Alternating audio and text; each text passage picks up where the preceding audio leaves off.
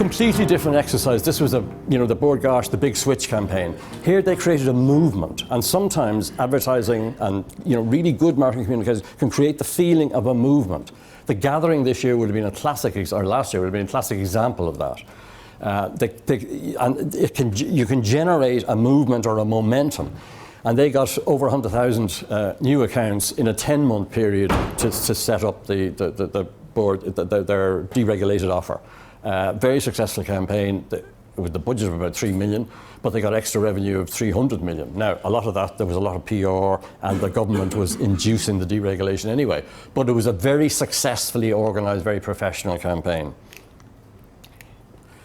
Cadbury's in 2012. This is quite interesting because Cadbury's is one of the most iconic brands in the country.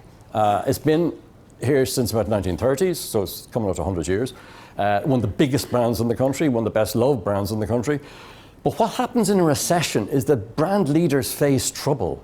And it's a good time for a challenger brand to come in and say, look, this is recession, premium price brands, you want to change your habits. It's the ideal time for a challenger brand to come in and say, change your habits. So they had trouble in Cadbury's, which I think is done in this building, if I'm not mistaken, or very close to hand.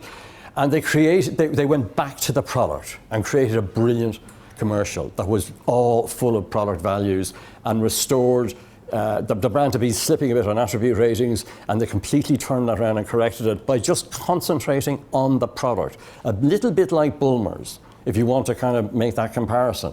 But it was very well done, high production values, and it restored people's faith in the product. It also did something else, and this is one of the most remarkable achievements for marketing communications.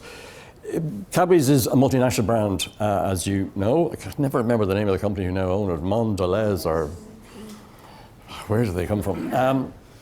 Anyway, like a lot of multinational brands with a manufacturing plant in Ireland, this campaign was partly responsible for keeping the manufacturing plant in Ireland, because they were able to show through the advertising that yes, it was the iconic brand that everybody thought it was.